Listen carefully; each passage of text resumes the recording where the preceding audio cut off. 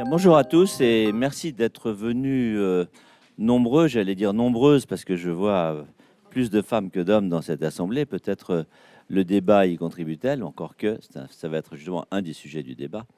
Et je fais juste le lien avant de laisser la parole à nos interlocutrices, que je remercie vivement d'être venues. Elisabeth Roudinesco, je laisserai Mathilde Serrel présenter Sandra Logier et Elisabeth Roudinesco.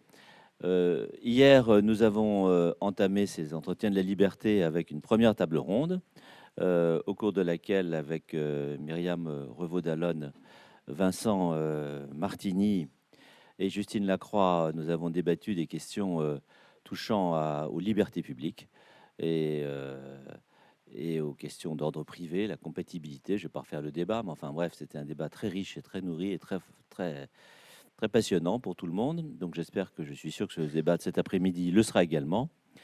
Donc c'est le deuxième entretien et il sera suivi d'un troisième entretien tout à l'heure sur les questions touchant à la création artistique et à la liberté d'expression. Voilà, donc je vais laisser Mathilde Serrel présenter et animer cette table ronde en vous remerciant de votre présence et en vous souhaitant une bonne après-midi. Merci. Merci Jérôme. Bonjour à toutes, donc principalement, et bonjour à tous, bien sûr. Donc, c'est une nouvelle conférence dans le cadre de ces débats sur les libertés qui sont organisés donc à l'initiative de la mairie de Bordeaux et de Jérôme Clément. On parlera tout à l'heure, en effet, de liberté artistique à 17h, mais ce qui nous concerne, nous, c'est la liberté des femmes et la liberté de genre. C'est ainsi qu'on a intitulé cette discussion. La question traverse tous les continents. Elle a pris un nouvel élan depuis la vague MeToo de libération de la parole des femmes, selon l'expression consacrée. Il était question avec MeToo des violences sexuelles et sexistes, mais dans son sillage, c'est la remise en question à tous les niveaux dans la société d'une domination masculine ordinaire, on va dire, intégrée, qui s'est imposée, et le refus des assignations de genre, pour reprendre le lexique en cours auquel les individus sont censés se conformer. Donc, comment les libertés évoluent dans ce contexte? Quels sont les nouveaux horizons de l'égalité et dans quel cadre? Nous avons la chance d'avoir avec nous deux remarquables femmes incontournables sur le sujet. À ma droite, Elisabeth Roudinesco. Bonjour, avec qui j'ai le plaisir d'échanger pour préparer cette discussion. Vous êtes historienne de la psychanalyse, psychanalyste également, biographe de Jacques Lacan et de Sigmund Freud. Vous êtes une chevalière de la psychanalyse, discipline dont vous défendez la reconnaissance institutionnelle et que vous défendez également contre elle-même. Vous avez notamment été en pointe contre ces praticiens et les dérives de ces praticiens. C'est assez beau ce double combat d'Elisabeth Roudinesco. Et vous avez été en pointe, il faut le rappeler, sur le combat pour le mariage gay, pour la GPA et l'adoption des enfants par des couples homosexuels. Vous avez publié entre autres La famille en désordre, livre de référence chez Fayard en 2002, et le dictionnaire amoureux de la psychanalyse en 2017 chez Plomb. À ma droite, on peut applaudir, je pense, le parcours d'Elisabeth Roudinesco. À ma droite, Sandra Logier, que j'ai également eu le plaisir de rencontrer pour préparer la discussion. Vous êtes philosophe, notamment spécialiste du langage, de la morale et du genre, professeur à l'université Panthéon-Sorbonne Paris 1. Vous dirigez le Centre de philosophie contemporaine. On peut souligner que vous avez notamment œuvré à la création de l'Institut du genre. En France, vous avez introduit des nouvelles approches philosophiques sur le langage ordinaire, sur l'éthique féministe du Caire, la démocratie radicale ou encore la désobéissance civile. Vous avez publié entre autres Le principe démocratie avec Albert Roggien en 2014 à La Découverte, Forme de vie, du biologique au social avec Estelle Ferrarese l'année dernière aux éditions du CNRS. Très intéressant la discussion qui va nous concerner. Et à la rentrée, vous apprendrez aux uns et aux autres, aux unes et aux autres, qu'on peut changer la démocratie avec des séries. Nos vies en série, ce sera publié chez Flammarion. Je voudrais qu'on commence cette discussion l'une et l'autre avec un point de départ qui est que nous vivons à la fois un moment de progression immense et de régression. Comment vous faites l'une et l'autre l'état des lieux donc de cette progression et de cette régression? Peut-être Elisabeth Roudinesco, si vous voulez entamer la discussion avec votre micro, ce sera bien utile. Je pense que il y a évidemment un progrès considérable dans l'émancipation, la bataille pour le mariage homosexuel l'a montré, les études de genre aussi, c'est-à-dire distinguer dans les travaux de chercheurs ce qui relève de l'anatomie de ce qui relève de la construction sociale ou psychique. Donc, ce concept existe depuis longtemps, en fait. Il n'avait pas été nommé par Simone de Beauvoir, ni nommé clairement, mais il y a une étude majeure de Thomas Lacker qui montre que, en fait, sans que ce soit théorisé, on a distingué depuis longtemps et la construction de l'anatomie. Donc, le progrès, c'est d'en avoir pris, de l'avoir pris en compte, en effet, dans les questions sociales qui ont amené toutes les formes d'émancipation homosexuelle, des femmes aussi, hein, qui ont lutté pour faire reconnaître la spécificité d'une situation de domination. La régression, c'est quand ça devient non plus un outil de pensée, mais une expérience de vie. C'est-à-dire quand on s'assigne à résidence identitaire. Voilà. C'est ça. Et donc, le paradoxe est là.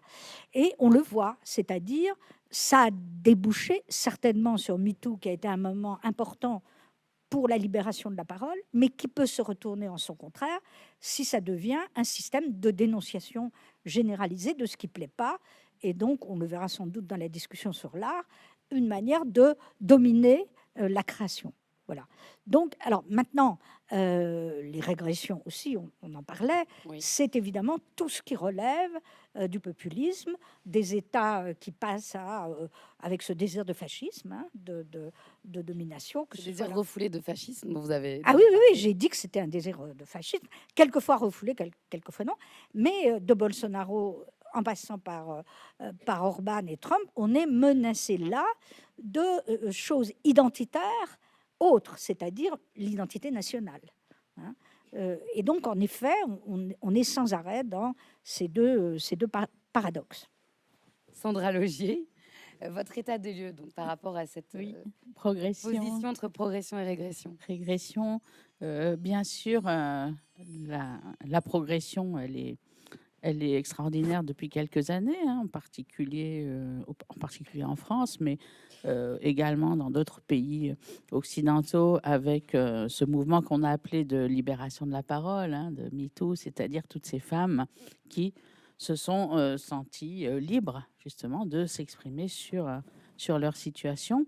Et on parlait tout à l'heure du fait que l'idée de libération de la parole n'est pas forcément le meilleur concept, puisque c'est plutôt une démocratisation. Le fait que, en réalité, l'espace public soit maintenant donné donc à une proportion de femmes à peu près correspondante à vraiment le nombre de femmes, la population féminine. Je crois que la moitié de l'humanité tout à fait commence à pouvoir s'exprimer. C'est ça. C'est vrai que c'est rare, c'est étonnant qu'on parle de minorité parfois à ce propos encore, dans la mesure où les femmes, c'est quasiment une majorité, et c'est une majorité qui n'est absolument pas représentée. Hein, donc, que ce soit au plan de la représentation politique, que ce soit au plan intellectuel aussi, par exemple dans les grandes institutions académiques.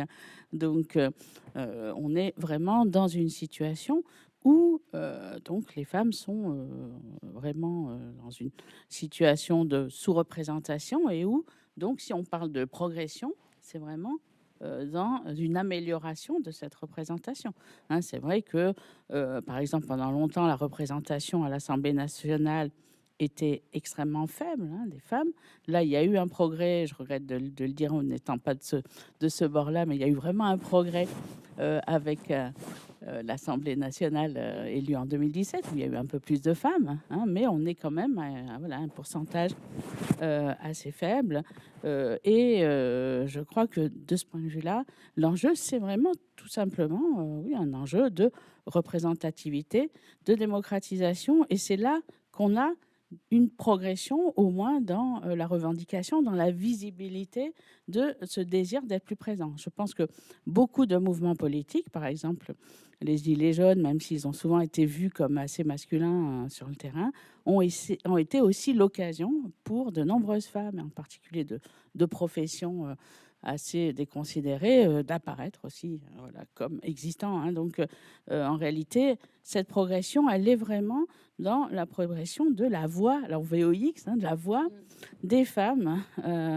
Et donc, le mouvement MeToo a été vraiment peut-être le signe le plus intéressant de cela, même si, bien sûr, il peut conduire Oui. parfois, il Quelles peut sont se les faire régressions critiquer. pour vous?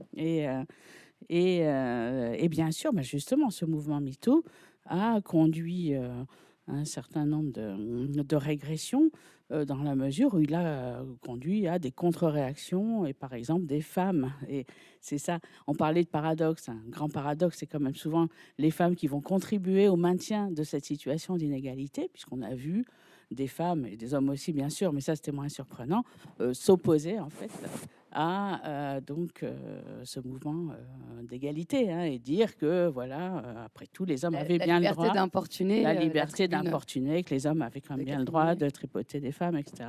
Et voilà, que c'était absolument imprescriptible, enfin, et dans l'esprit français. Donc, c'est vrai que la plus grosse régression, je pense, on l'a dans la revendication présente d'une forme de liberté, soit d'importuner, soit de séduire, qui est très propre en fait à l'esprit. Oui, il y a une certaine, peut-être, classe intellectuelle, politique française. Donc pour moi, c'est évidemment une régression.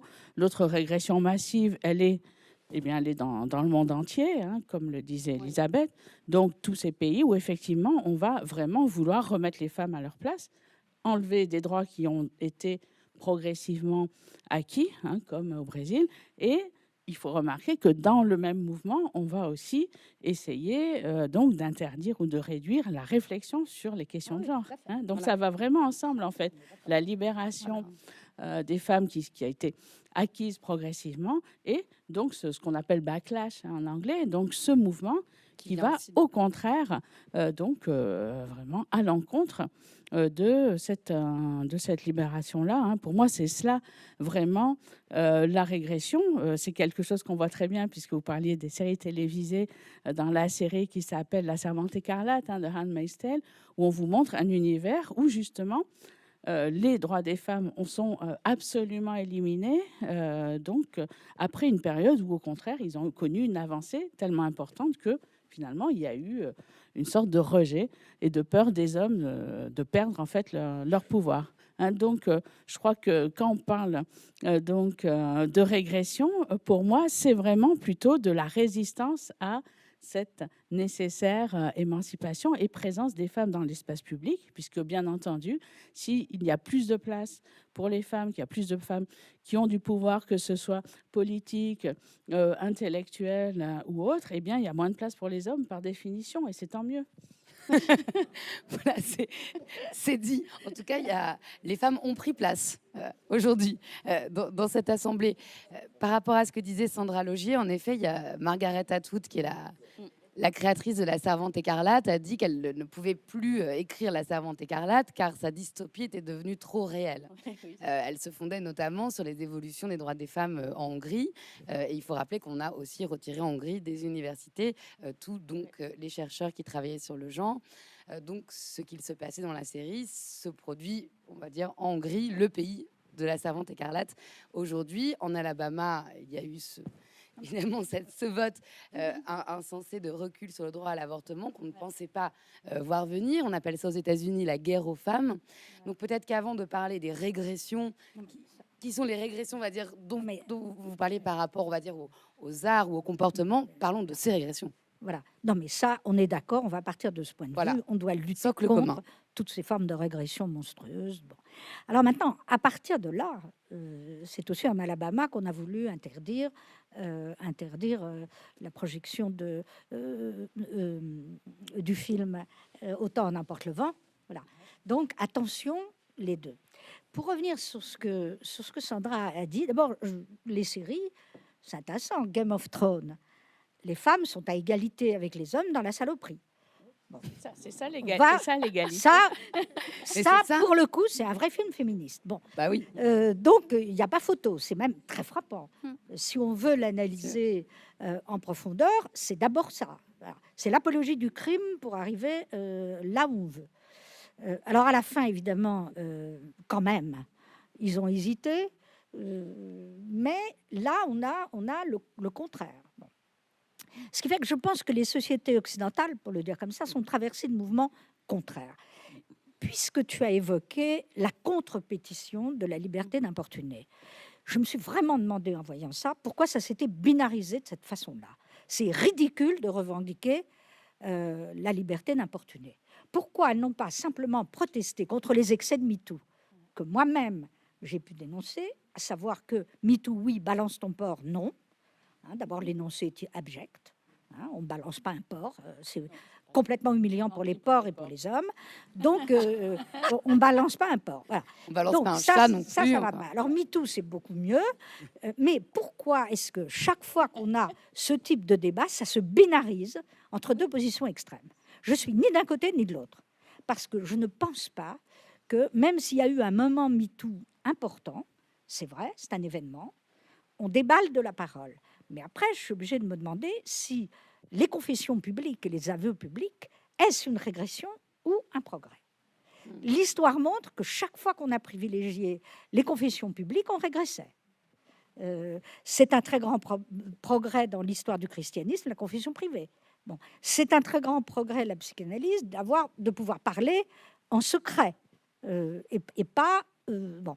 Alors, que quelque chose échoue dans l'aveu des turpitudes dans tous les sens, qu'on ait eu besoin de ce moment-là, ne doit pas quand même nous porter à faire de la dénonciation publique. Parce que deux excès, d'une part, ça aboutit, et nous en avons les effets tous les jours, à accuser des hommes qui n'ont rien fait, ou qui ont fait très peu de choses.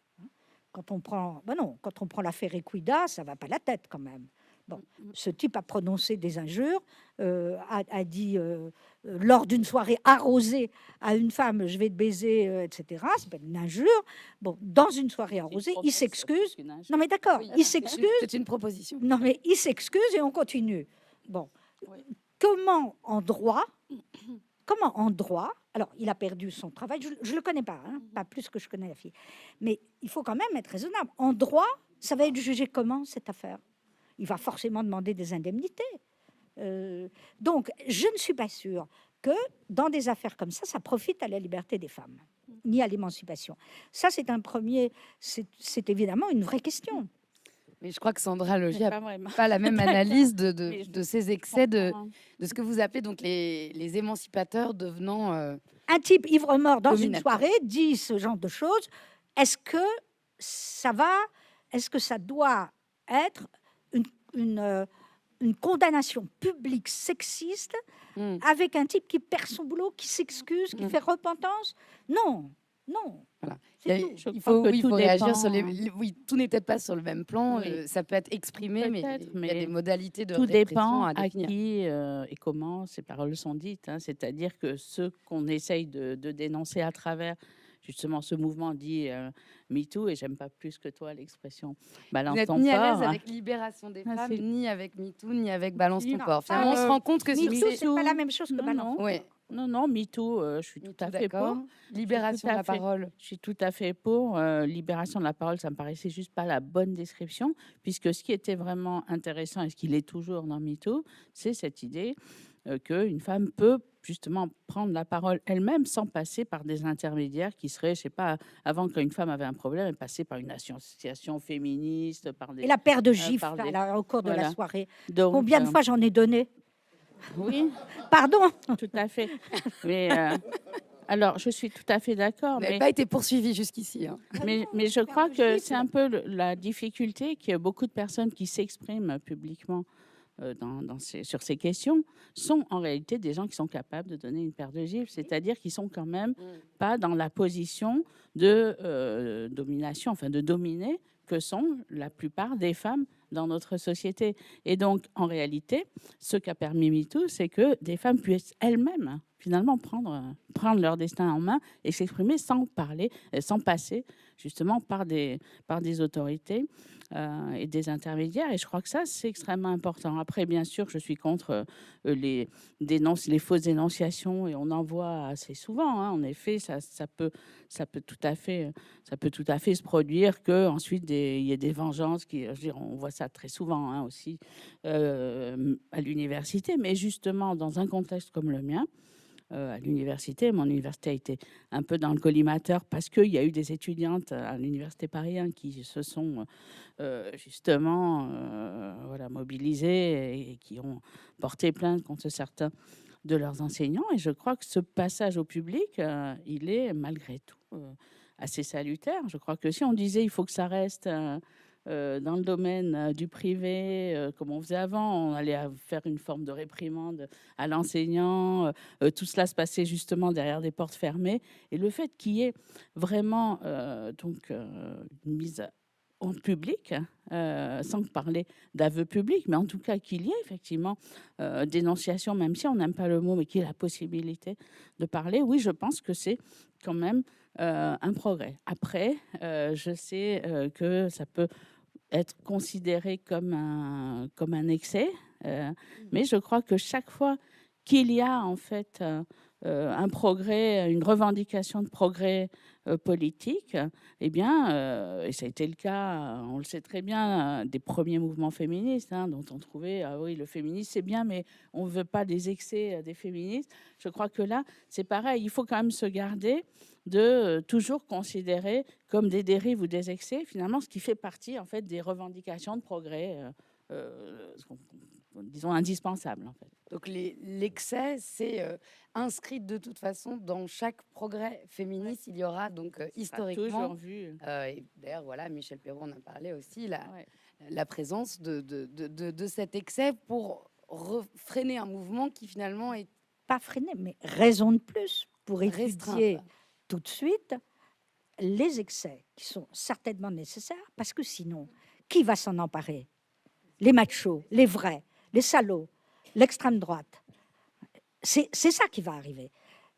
C'est-à-dire que si il y a trop de dérives, d'une part, dans le domaine du droit, j'y tiens, qu'est-ce qu'on va condamner? Est-ce que dans le droit français, dans les états de droit, est-ce qu'on peut condamner un propos proféré, j'insiste, au cours d'une soirée? Il va écoper de quelle condamnation? Non, c'est un vrai problème. Parce que une personne peut tout perdre, son métier, son honneur, tout ça, pour quelque chose qui ne mérite pas le statut d'un délit. Voilà. Oui, mais C'est pas un délit. Voilà, c'est tout. D'autre part, dans ce cas précis, et très souvent, je ne parle pas de l'affaire Weinstein, c'est autre chose, c'est une menace par rapport au travail. Si tu fais pas ça, tu n'auras pas le travail. Très bien, là, ça va de soi. Bon. Mais je parle de tout à fait autre chose. Quand il y a ce cas-là, est-ce que, quand tu dis tout le monde n'est pas capable de donner une paire de gifles, on est dominé, en quoi Sandra Muller est une dominée? C'est une soirée, créatrice donc de absolument Balance ton pas, créatrice de Balance ton porc, absolument pas. oui. Absolument pas. C'est pas son patron, c'est pas tout ça, c'est pas machin. Et où est la domination? Donc, je crois que dans ces domaines-là, il faut réfléchir à la notion de domination. Je suis d'accord que quand des filles ont été élevées comme moi, on peut donner une paire de gifles. Ça n'empêcherait pas qu'un jour, avec un revolver, on soit violé. Donc là, mais qu'est-ce que ça veut dire de voir toujours des dominés là où il n'y en a pas forcément? Voilà. Alors, Les dominés, contraintes, etc., ça existe. Il y en a suffisamment pour pas en inventer. Voilà. Sandra Oui, Leger, il y a aussi une question de oui. domination Bien sûr. intérieure. Oui, tout à fait. D'accord, mais ce ça, dont on est-ce que ça Chacun. relève du droit? Est-ce que ça relève Je de porter crois que- plainte? Est-ce que le fait crois que d'être oui. psychiquement dans un état épouvantable qui fait que on va être mal dans sa peau, ça veut dire une majorité de gens, ça.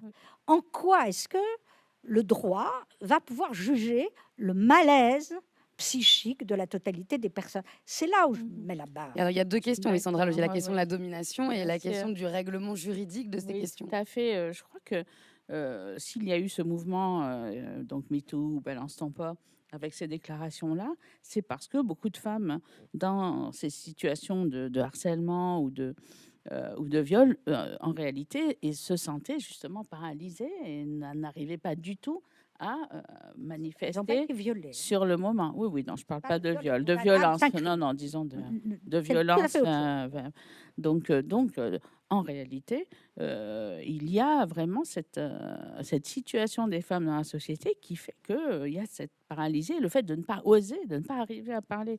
Et ça, ce mécanisme-là, voilà, tu le connais mieux que tout autre. Et je crois que c'est quand même quelque chose qui doit être pris en compte et qu'il faut arriver à tout ce qui peut finalement contribuer à atténuer cela, c'est très important.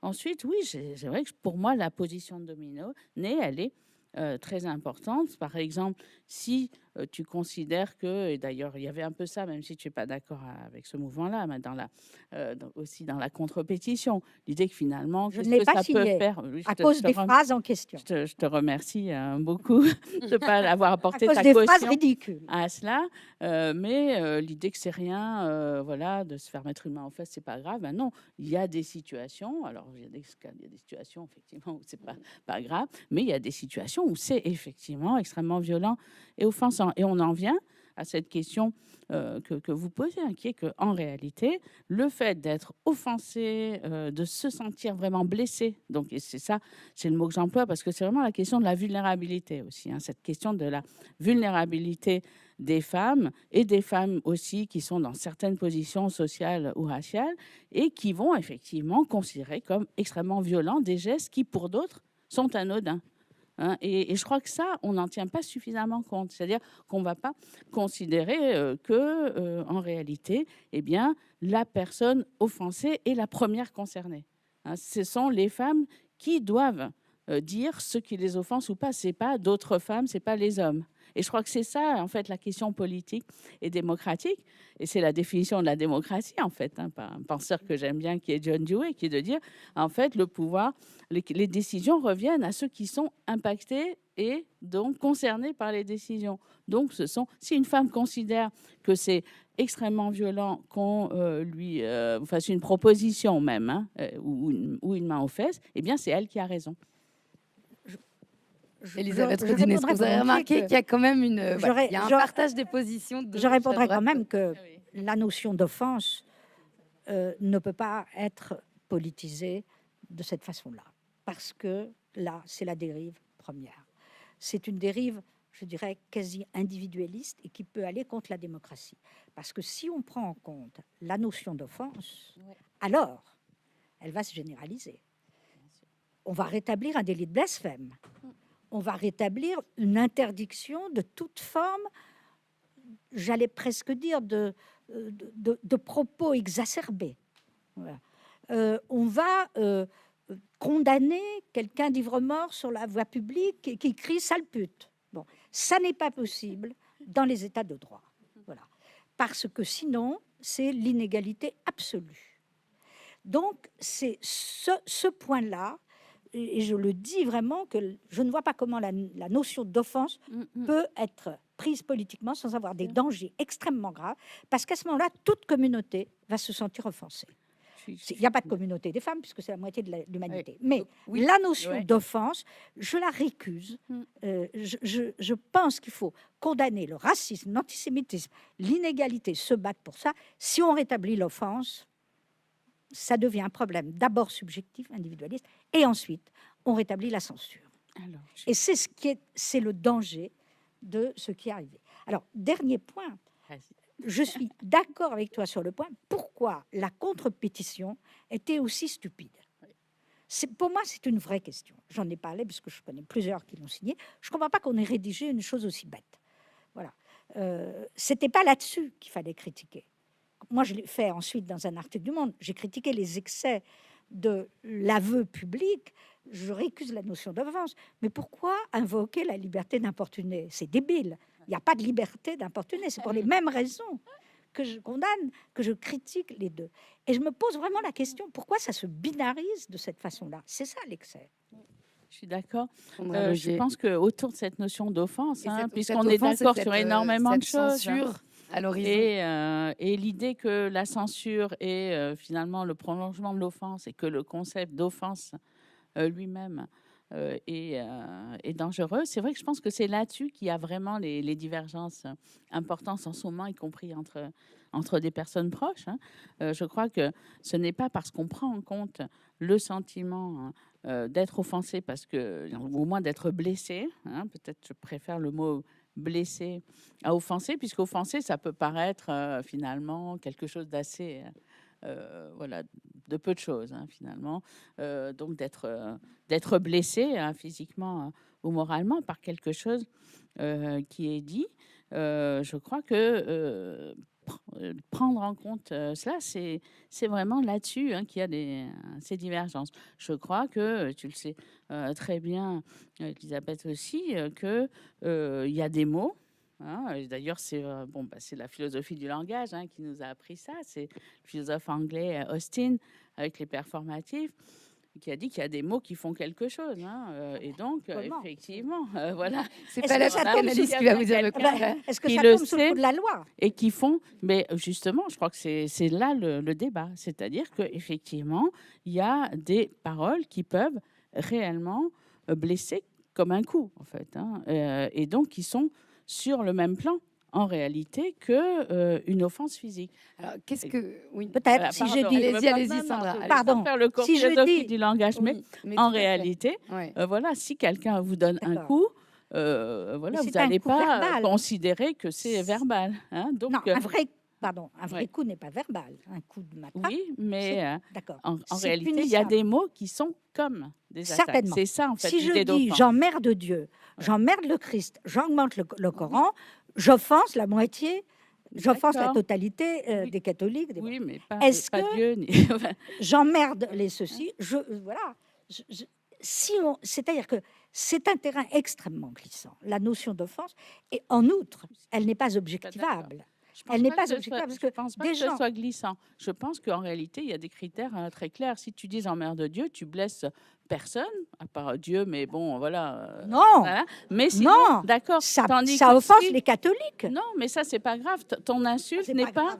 ton propos N'est ne pas blesse dirigé pas sur les une- catholiques. Il est dirigé Si, contre Dieu. Merde à Par contre, Jésus-Christ, ça offense les tout à- catholiques. Oui, non, mais J'y je- peux rien. D'accord, mais ça ne leur ils ne fait sont pas, pas Dieu. ça ne les blesse pas. Tandis que si on dit sale La pute, différence. Mais ça n'est pas exact. si on dit sale pute ou sale nègre, là, on vise une personne et on rabaisse une personne. On la place dans l'échelle sociale, en fait. C'est ça. Peut-être.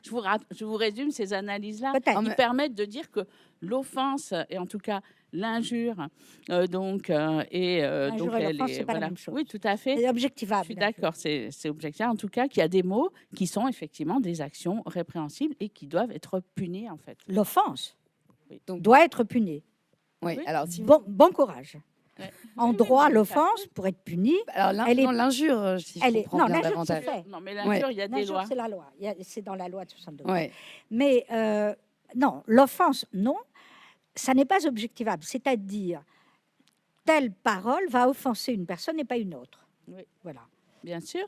Et donc, on ne peut pas faire Donc, ça n'est une pas généralité. enregistrable. Voilà.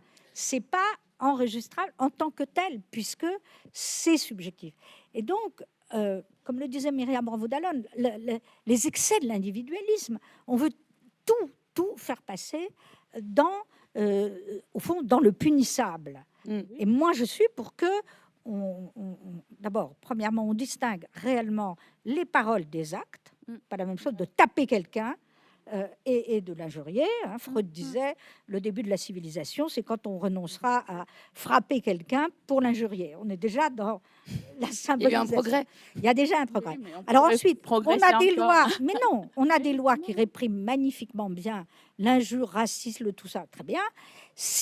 J'insiste, si on entre dans un débat sur l'offense, d'ailleurs les juristes n'y arriveront pas. Mais On nous, ne pourra pas. Et nous, on ne pourra pas statuer non On plus pourra sur pas l'offense statuer. cet après-midi. Donc, je vous propose qu'on Voilà. qu'on évolue un petit peu dans la discussion. D'accord.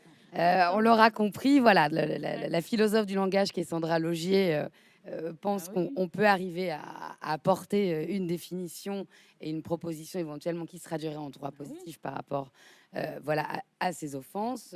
Pour vous, c'est le début de la censure et l'horizon. De la, comment dirais-je, pas de la censure, mais de l'inégalité. On va pas y arriver sur ça, c'est-à-dire du blasphème. On va retrouver le blasphème. Oui. Comment est-ce que justement, Sandra Logier, donc les horizons, vous les avez définis, je pense, voilà, vous tenez d'un côté, de l'autre du guet l'une et l'autre. Est-ce que vous auriez une réponse, finalement, Sandra Logier, à ce qui est posé par Elisabeth Rodinesco? C'est un peu le problème que pose la une de Valeurs Actuelles. Oui. C'est-à-dire, à partir du moment où Valeurs Actuelles fait une une avec donc ce visage, vous savez, de la féministe avec le bras... qui a été utilisé donc, dans l'imagerie quand les femmes ont repris les usines pendant la guerre et se sont mis au travail, en mettant la terreur féministe. Bon, déjà, je pense qu'il y avait un contresens un petit peu sur cette image. La terreur féministe chez Valeurs Actuelles, donc c'est les femmes qui décrochent les tableaux de Balthus, ce sont aussi cette réglementation abusive, ce sont aussi les horizons sans limites, on va dire, de la théorie du genre. Comment est-ce qu'au fond on peut répondre à ces détracteurs? Alors masculinistes, vous n'aimez pas le mot, Elisabeth Rodinesco. Et tout en étant finalement conscient. J'aime pas Valeurs Actuelles. Voilà, et pas Valeurs Actuelles. Et vous n'aimez pas Valeurs Actuelles. Voilà. Je veux pas laisser à Valeurs Actuelles le soin de lutter contre des dérives. Exactement. Donc comment est-ce que, mais bien sûr, j'ai oublié de préciser que vous n'aimiez pas Valeurs Actuelles. Pardon, oui, parce qu'on aurait cru. On aurait. Je le lis beaucoup que ce soit clair. Et si on vous croise avec Valeurs Actuelles, c'est par esprit analytique. Pour savoir ce qui est dit à l'intérieur. Mais qu'est-ce que justement on fait par rapport à ça, Sandra Logier? C'est-à-dire trouver une réponse qui ne laisse pas, au fond, ce sentiment d'une régression d'une partie des libertés, ne laisse pas la description de ce sentiment-là à un hebdomadaire comme Valeurs Actuelles. Ah oui, bien sûr, mais en réalité, qu'est-ce que va dire Valeurs Actuelles? C'est qu'effectivement, il y a des avancées dans les droits des femmes qui, en effet, les menacent. Et je crois que c'est tout à fait exact, puisque Valeurs Actuelles, mais beaucoup d'autres magazines du même type sont construits. Tu ne lis pas Valeurs Actuelles. Sont construits. Lis-le. C'est un tissu d'ineptie, de fake news, de n'importe quoi. Donc, non, ça ne les menace pas. Ils font leur... On est dans une avancée de l'extrême droite dans tous les pays européens qui est extrêmement dangereuse. Donc, il faut la combattre. Mais ce n'est pas parce que ça les offense. C'est pas parce que ça les gêne. Ils sont une armée. Je suis pas d'accord. C'est une guerre. Je crois que de toute façon, il y a un certain type de pouvoir politique, d'idéologie qui est dans ce type de médias, mais qui est aussi assez présente chez certains intellectuels, qui va avoir vraiment cette lutte contre la libération des femmes comme premier ennemi. Donc c'est vraiment cela qui met, parce que c'est cela malgré tout, qui met le premier ennemi en cause. Le premier ennemi de Valeurs Actuelles, ce sont les Arabes. On va le dire comme ça. Alors, ce sont les Arabes. C'est pas le sujet. C'est pas le sujet. D'accord. C'est pas le sujet du débat. Je crois que c'est number one dans Valeurs Actuelles. L'idée, c'était de chaque fois, on a quand même des burqas. Bien sûr. Voilà. Bien sûr, non, mais donc, là, on est dans un débat sur le genre et la liberté des femmes. Donc, c'est vrai que après, le genre est très souvent utilisé justement par ce type de médias. Alors là, tout d'un coup, ils se découvrent féministes pour dire que les Arabes sont méchants parce qu'ils sont sexistes, etc. Donc, le féminisme est très souvent instrumentalisé à des fins racistes.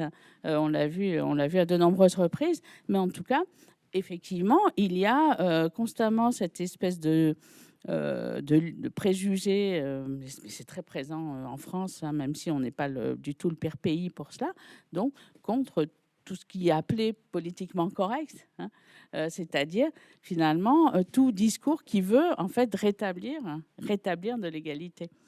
Alors, bien sûr, il y a, comme tu le dis... le grand remplacement, c'est leur thèse. Il y a évidemment un certain nombre d'incidents récents qui ont permis, en fait, de créer une sorte d'inquiétude sur de la répression, de la censure qui pourrait venir de mouvements antiracistes ou féministes. C'est tout à fait exact. Je crois que là, c'est vraiment des objets de débat, mais c'est vrai qu'il n'y a pas de vraie discussion en fait raisonnable sur ces questions. Il y a juste simplement voilà une espèce de voilà de peur et d'injure contre le pouvoir, une sorte de pouvoir des femmes. Mais ça, c'est de toute façon, enfin quand on connaît l'histoire, quand on connaît la politique, c'est extrêmement classique dès qu'il y a une menace pour un pouvoir, de diaboliser complètement, de diaboliser l'adversaire et la personne qui vous menace. Et ce qu'il y a eu, si on regarde sur le plan des avancées, en même temps, avec la théorie du genre, en tout cas, qui a été utilisée comme principe philosophique, comme vue de l'esprit pour penser l'égalité, c'est-à-dire des genres comme une construction pour arriver à une égalité La manif pour tous. réelle. Est-ce qu'aujourd'hui, on a progressé sur Alors ces d'abord, assignations de genre et sur... d'abord, il n'y a les pas gens de décrivent comme le virilisme Il y a pas aujourd'hui. Il n'y a Il pas y a de pas de théorie du genre. C'est une invention en fait de la manif pour tous. La théorie du genre, ça a été inventé justement pour critiquer toutes les réflexions extrêmement maintenant anciennes développées sur le genre, c'est-à-dire la façon dont la différence des sexes va se traduire, Dieu sait pourquoi, en inégalité sociale, politique et autres. Donc c'est ça en fait. Le genre, le concept de genre. Oui. Et ensuite, on appelle ça la théorie du genre parce que pour beaucoup de gens, ce qui montre d'ailleurs à quel point ils sont abrutis, en fait, théorie veut dire c'est pas sûr, c'est faux. Et donc, on va dire théorie du genre, c'est une élucubration. Et donc, c'est pour déconsidérer en fait les réflexions sur le genre qu'on dit qu'il y a la théorie du genre. Puis après, on va dire que la théorie du genre, c'est parce qu'on veut, alors qu'il n'y a pas de différence, que chacun peut choisir son sexe, qu'il n'y a pas de différence entre hommes La et théorie femmes. que la Terre est ronde également, Que par voilà. exemple.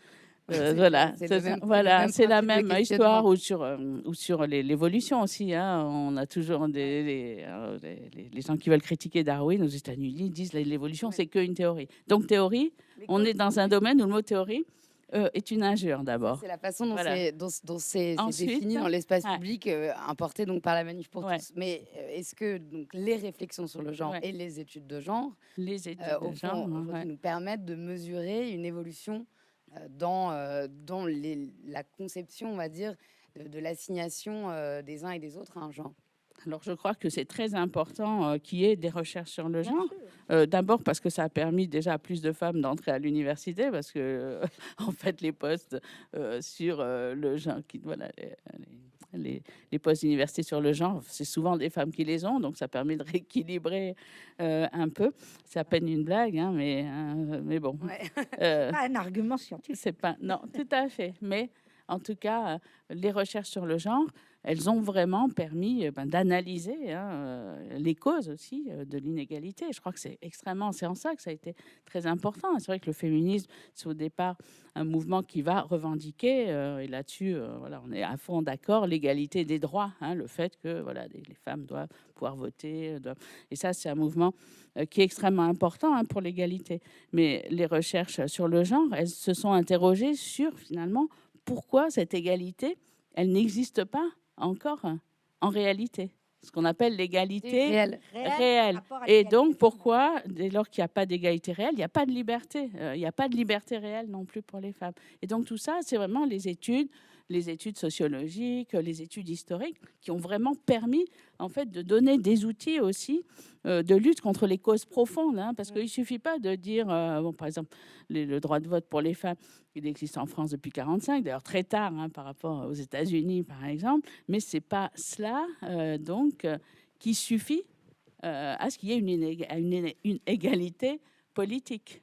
Et donc, l'ensemble des recherches sur le genre, elles permettent d'analyser qu'est-ce qui va, en fait, on le voit très bien en ce moment, justement, avec le rapport qu'on va avoir aux offenses, à MeToo, etc. Qu'est-ce qui va faire que, en réalité, les femmes sont, malgré tout, dans une situation d'infériorité, même si elles ont les mêmes droits politiques, par exemple. C'est-à-dire voilà, une égalité Oui, juridique et pas une égalité réelle C'est le sociale. vieux débat marxiste. Liberté formelle, liberté réelle. Voilà. Donc, je serais plus nuancée. Je pense, pardon, comme historienne, que entre le temps où les choses sont posées avec des actes absolument nécessaires pour avancer, sinon on n'avance jamais dans les droits, on ne peut pas non plus considérer que les acquis de droit comptent pour moins que les droits, que l'application réelle dans la société de ce qui a été acquis dans les droits. Parce que là, on entre alors dans une étude, et les études de genre sur ce plan, je les soutiens, c'est une étude des mentalités. Voilà. Mais c'est une étude des mentalités savante. Le drame a été quand, en effet, la Manif pour tous a transformé en théorie du genre ce qu'on appelle les études de genre. Oui aux études de genre. Maintenant, quand les études de genre elles-mêmes deviennent une théorie du genre applicable dans la vie, là, je me méfie des deux. Et je pense, en effet, que si on fait entrer la notion d'offense, si on fait entrer trop ce qu'on trouve dans l'étude que permet les études de genre, si on le fait passer directement dans la réalité, il y a quelque chose qui n'ira pas.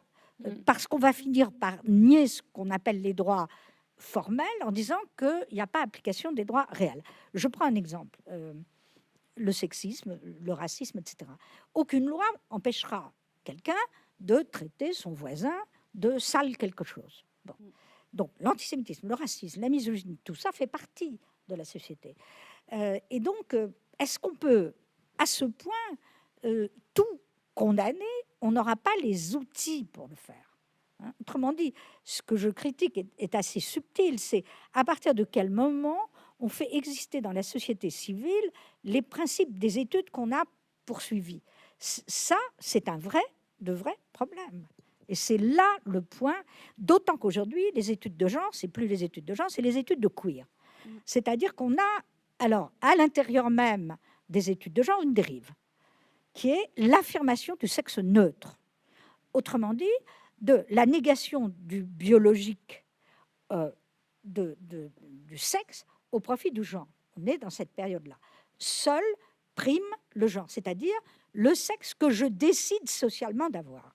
Ça, c'est pas possible. Autrement dit, la négation de la différence anatomique des sexes est aussi grave que la négation de la différence de genre. L'équilibre, on doit absolument, l'être humain n'est pas seulement un être construit, c'est aussi un être biologique. Donc, c'est une diversité. Et on ne peut pas s'arroger le droit de décider qu'on est un sexe neutre. Hein, on peut le faire. Non. J'appelle ça un délire. Donc, ça existe. J'appelle ça un délire, un fantasme, tout ce que vous voudrez. Mais ça ne se décide. On ne peut pas faire entrer dans le droit cette question-là. On peut fantasmer. Oui. On a le droit aujourd'hui de se travestir, de faire tout ce qu'on veut. Je suis d'un libéralisme total pour les mœurs. Mais qu'on ne l'inscrive pas comme une réalité. Oui. Est-ce que pour vous, Sandra Logier, il y a une, je crois que il y a une application d'un concept qui va trop loin dans l'application juridique? Oui, je pense qu'on est passé un petit peu vite d'un certain type de réflexion sur le genre, féministe, social, à donc en effet des considérations sur le genre comme quelque chose qui pourrait être l'objet d'un choix, qui en effet, y compris chez les scientifiques, quelque chose qui n'est pas évident. Mais en tout cas, le fait que lorsque on a des réflexions, des recherches sur le genre, qu'on veuille les faire passer dans la réalité, je crois que c'est quand même le minimum de toute réflexion théorique politique. C'est comme si tu disais, on a des réflexions sur les inégalités, mais on va les garder pour soi, on va surtout pas essayer Sandra, le concept de les chien mettre. n'aboie pas. Ben, le concept de chien n'aboie pas. Oui, mais voilà. Par ailleurs, je crois que l'idée que des connaissances puissent en réalité ensuite chercher, conduire à une transformation dans la société, aussi petite soit-elle.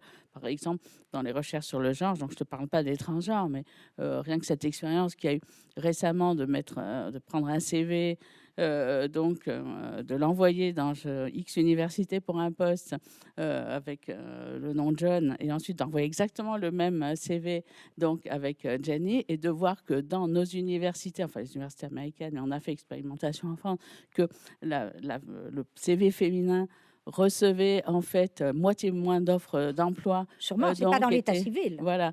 Non, non. donc, On est donc- d'accord. donc, C'est ce une que je veux expérience de dire, sociologie pour démontrer Voilà. qu'une égalité existe. oui, ce que Et je veux vouloir dire. inscrire à l'état civil Ah oui, bien sûr. le- Non, mais le- c'est pas moi. l'absence. Ça n'est pas moi de qui parle proto- d'état civil, c'est toi là. Ouais. Donc, ce que je Je dis, crois, juste pour le dire, que je Isabelle, dis, vous faites c'est référence que aux pays qui il acceptent y a que chacun des- définisse ça son existe. genre et voilà, ce que je Ça veux dire, existe, c'est le genre que neutre. il y Ça a existe. effectivement des inégalités donc liées au genre et qu'il faille les combattre et donc impliquer ça dans la vie réelle. Je crois que ça, c'est quand même le minimum de comprends. tout ce type de recherche.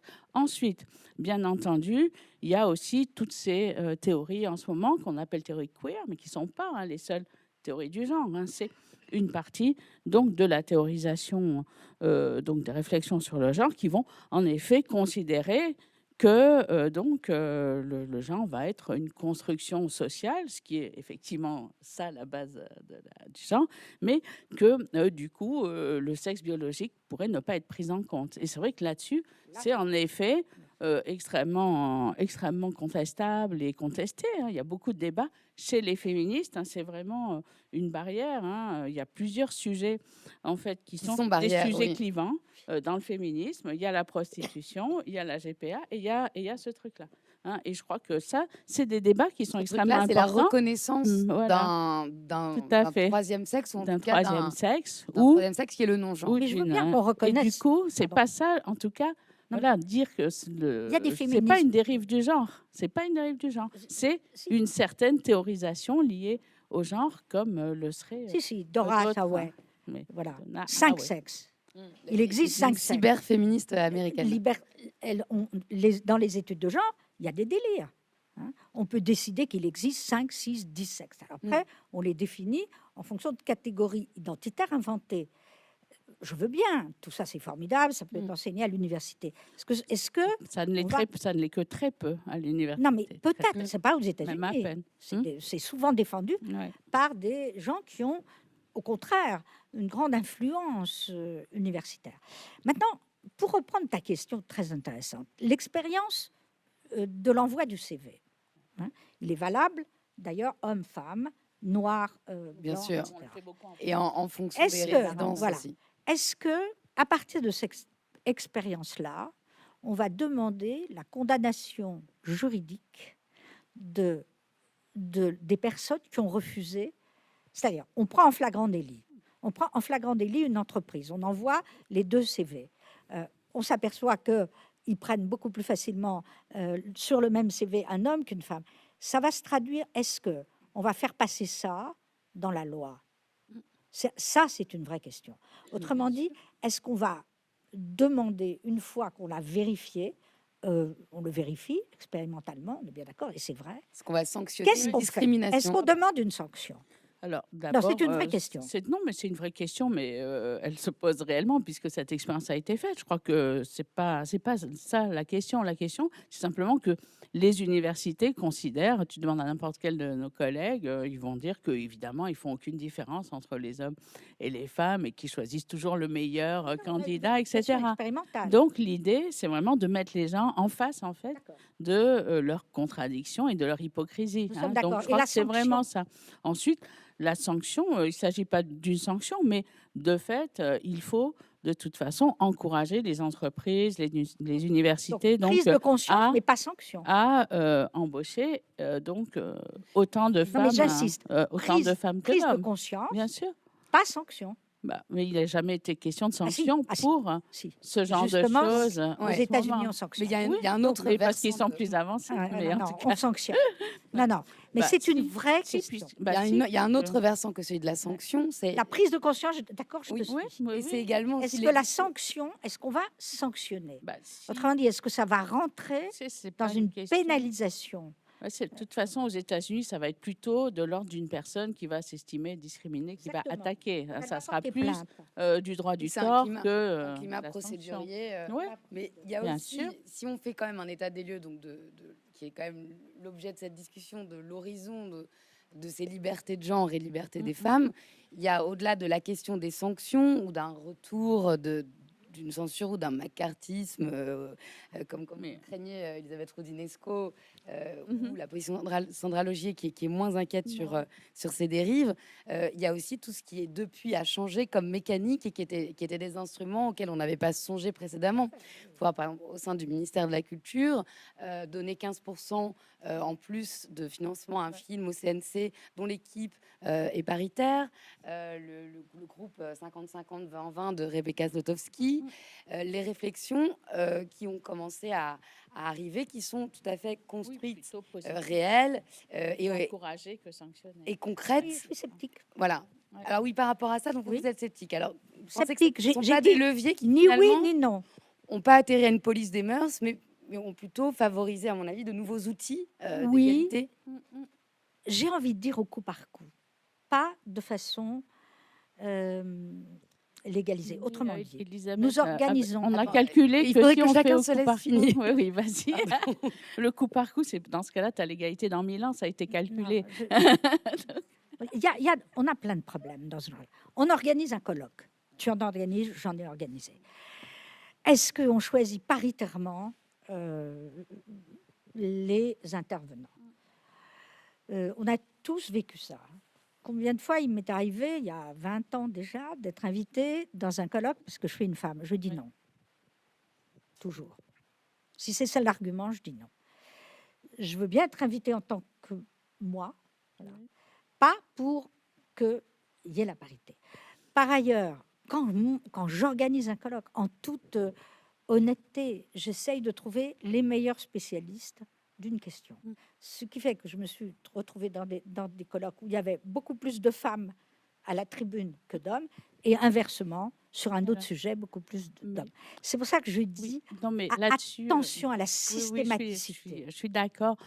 Bien sûr, cela dit, quand tu invites Elisabeth, c'est parce que c'est toi. Hein, c'est jamais Non, mais parce c'est que- peut-être parce aujourd'hui, que- mais pas il y a 20 parce ans. que tu es une femme. C'est pas valable. Ensuite, Non, mais c'est Donc moi- la discrimination non. positive en général, je- vous êtes contre ce genre de Mais non, mais mécanisme ou le d'aide? mécanisme qui fait qu'il y a, ça existe depuis 30 ans, depuis Oui. 25 Mhm. ans, surtout aux États-Unis, où on dit ah là là là là, j'ai Non. fait un colloque, il n'y a pas assez d'eux, donc il me faut une femme, donc Oui. c'est quelque chose qui peut Y- devenir ouais. humiliant. Parce que Mais tu peut-être sais, je la vois pas, spécialisation Elisabeth, exacte, je vois pas en quoi c'est humiliant. C'est Moi, vraiment quand une femme- uniquement une affaire de colloque, c'est-à-dire que ça En concerne réalité, un non, mais ensemble c'est beaucoup très plus vaste. intéressant en même temps cet exemple des colloques parce que c'est devenu assez, bah oui. assez chaud en France. Moi, en ce j'arrive moment, jamais à faire la puisqu'on parité commence- quand j'organise Non, un mais colloque. il n'y a pas de raison de faire la parité, mais c'est vrai que ça arrive très souvent qu'il y ait des colloques où il n'y ait que des hommes. Et Il y en a de d'autres où il n'y a fait, que des femmes. c'est Et je très- vais te c'est dire beau- une chose, c'est beaucoup dans la plus rare, psychanalyse, en c'est vrai. 90% de femmes Oui, aujourd'hui. bien sûr. Ça Mais pose dans un les- énorme dans problème. les La autres profession, c'est disciplines, 80, c'est- plus de 80% dans de les- femmes. On va laisser- C'est un on problème. va laisser Sandra finir. Après, je te parle des autres disciplines universitaires, hein, et la psychanalyse n'est pas la plus représentative, hein, même si elle est importante. Et en tout cas, la plupart, très souvent, il y a des colloques, des jurys de thèse où effectivement il n'y a que des hommes. Et quand on proteste, quand on fait la remarque, effectivement, on se fait traiter de tous les noms en disant, comme tu le dis, voilà. Et beaucoup de femmes.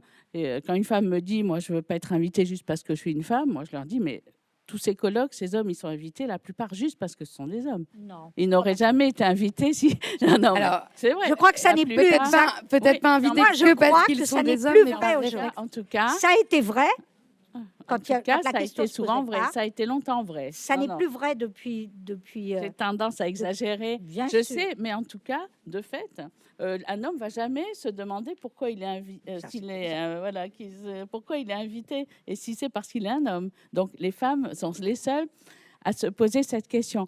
Ensuite, de Je me fait, la posais jamais. maintenant, il y a beaucoup de C'est femmes. la société qui me l'a posé. Oui, mais Ouais. peut-être que la question du colloque Ouais. est un peu réduite. Ouais. Finalement, ce qu'elle Oui, montre, symbolique, c'est non, ce symbolique. qu'elle montre, c'est que après cette vague MeToo, ce moment MeToo, en tout cas, il y a une sorte il y a une vérité Ouais. intérieure qui apparaît à la Tout à fait. surface.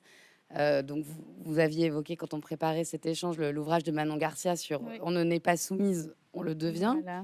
Donc, il y a peut-être l'expression de choses qui étaient diffuses, qui n'étaient pas nommées, qui étaient le fait que comme certaines chercheuses l'ont dit, on va refuser d'être présente dans des panels de discussion où il y a uniquement des hommes. C'est-à-dire que tout d'un coup, il y a une sorte de série, on va dire, de domination diffuse qui se sont mises à être nommées et sur lesquelles il a fallu finalement se positionner. Mais c'est ça aussi que fait apparaître MeToo. Ce sont des choses plutôt des signaux faibles de la domination masculine qui sont devenus des points d'interrogation. Donc forcément, quand on doit se positionner par rapport à ces points-là, il y a des ambivalences. Ça ne veut pas dire que ça va aboutir nécessairement à des excès, mais en tout cas, comme ce sont sur des signaux faibles, c'est très étonnant, en effet, de devoir se retrouver et à se positionner et à légiférer. Mais en tout cas, il est heureux que ces dominations intérieures et plutôt mineures dans la vie quotidienne soient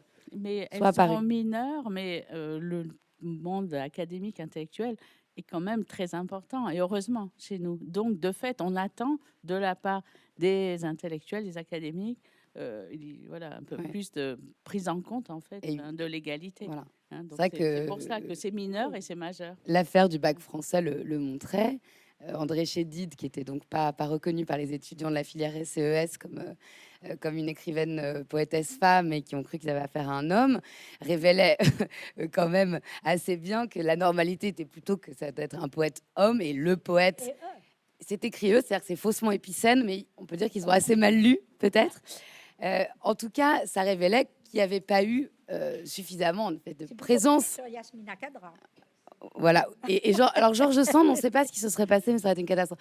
Mais en tout cas, il y a forcément quand même une réalité qui est que Georges Sand ou André Chédid ou Madame de la Fête, qui enfin arrivait au programme, n'ont pas été enseignés jusqu'ici. Donc, ça a révélé quand même tous ces manques en creux qui n'étaient pas évidents. Donc, est-ce que vous accepteriez désormais je pense que... Est-ce qu'on a eu un socle commun? J'ai l'impression qu'on a un point d'accord, au final, entre vous. Voilà. Bon. Alors, merci pour cet échange. On va continuer avec les questions du public. Merci beaucoup à toutes les deux.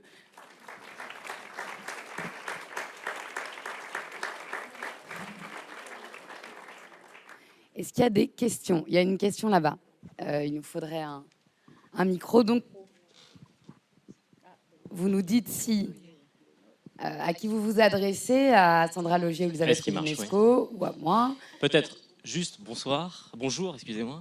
Damien, je travaille pour le Conseil de développement, qui est un collectif de citoyens qui organise ces rendez-vous et qui a en préambule de ces séances, comme on l'a vu avec Sandra Logier et Elisabeth Roudinesco, proposé une séance de lecture préparatoire d'un texte de Marlène Coulon-Guilluy sur comment faire en sorte que les femmes ne soient pas réduites à des seconds rôles en politique. Donc ce qu'on vous propose peut-être avant d'en arriver aux questions individuelles, c'est peut-être que l'une des personnes qui a travaillé sur ces lectures se fasse un peu l'écho et vous pose une première question par rapport à ce travail préparatoire qu'on a proposé.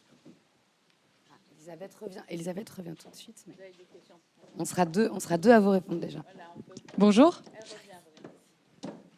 Donc du coup, je fais partie du conseil de développement. Sur la première lecture qu'il y a eu, je pense que de toute façon, ça fait écho à ce que vous disiez. Vous parliez de la question des débats, où on cherchait des hommes pour répondre et où finalement les femmes étaient peu présentes. Sur notre sujet, il y avait la question des femmes en politique également. Je pense que c'est pas juste une question justement de débat, de conférence. C'est une question plus globale. On voit que les hommes ont longtemps été en politique, que le droit d'éligibilité date de 1945. Et pourtant, encore aujourd'hui, il faut des lois sur la parité. C'est quelque chose qui est revenu beaucoup dans la séance de lecture. Et une des questions, c'était comment faire pour que les femmes se présentent, comment leur donner la légitimité, ou que, du moins qu'elles le ressentent, et quelles sont les solutions qui peuvent être mises en place pour tout ça. Ça ne fait pas qu'une question, je suis désolée, mais voilà, il y a une vraie question. Première question, allez-y Sandra Logier, vous pouvez répondre. C'est vous qui avez l'expert. Oui.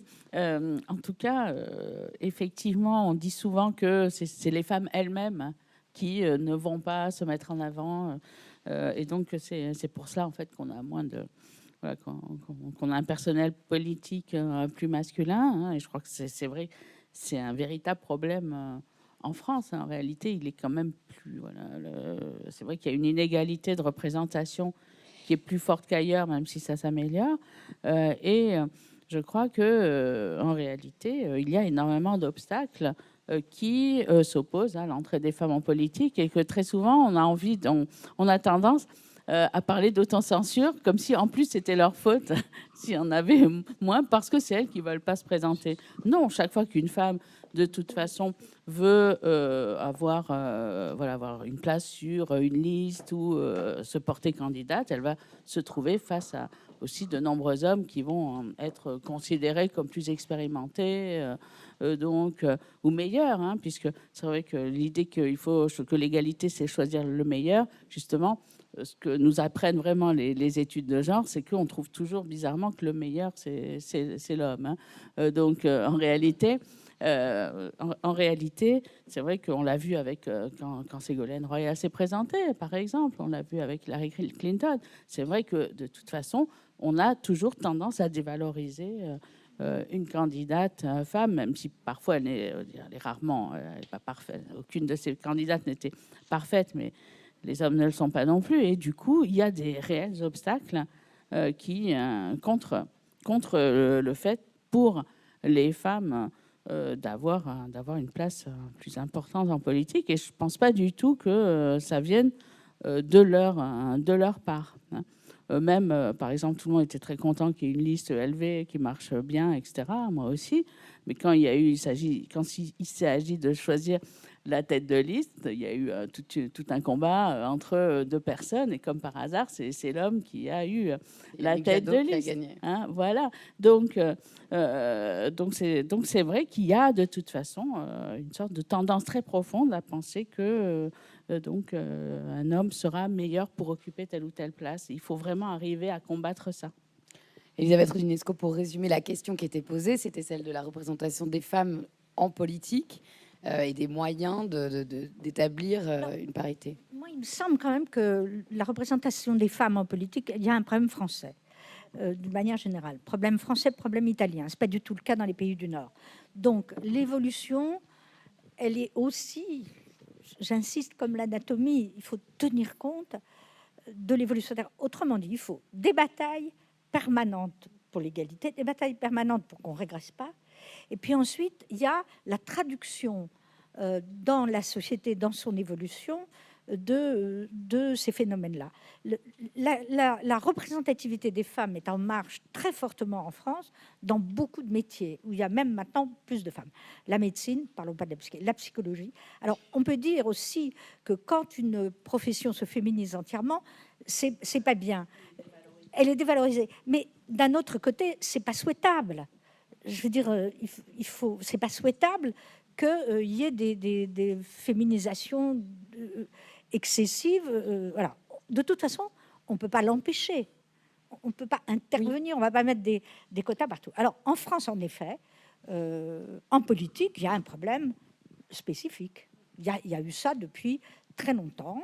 J'ai envie de dire quand même que... Quelle approche on pourrait défendre justement pour... non, mais si vous là c'est évident qu'il faut corriger ça. C'est évident qu'il faut tendre à la parité dans un ministère.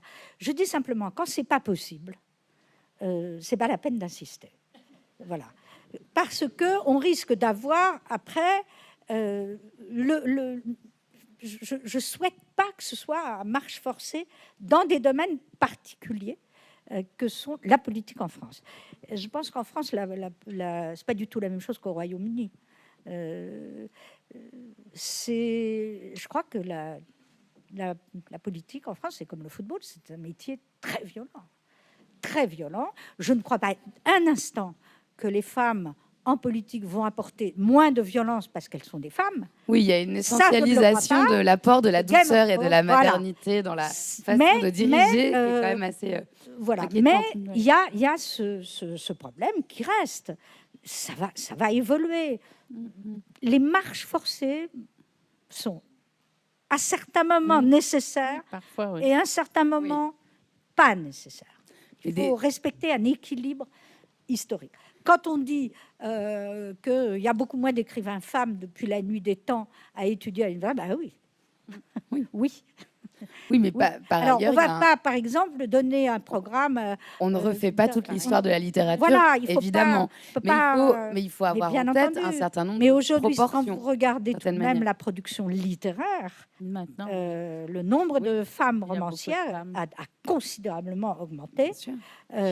Puis il y a des Plasticienne également. absolument. Dans leur- Puis il y a des et domaines. réalisatrice. On peut pas. Vous imaginez un éditeur qui respecterait la parité à la rentrée? C'est impensable. Oui, bien sûr. C'est impensable. La question n'est pas le respect de la parité, Bah, mais bien finalement sûr, l'horizon d'un certain équilibre Oui. dans, Non, mais dans la je suis proposition. pas contre. Après, quels sont les mécanismes, en effet, incitateurs? C'est là-dessus que vous n'êtes pas forcément d'accord. On a une question dans Il y a la d'autres salle. questions, je crois. Un micro qui arrive. Non, qui est là, regardez. Comme ça, Sandra peut vous répondre aussi. Oui, je prends le micro puisqu'il s'agit des femmes en politique et je suis adjoint au maire à Bordeaux. Donc, je ne sais pas si on est nombreuses à être élues dans cette salle. En tout cas, je voulais dire, merci.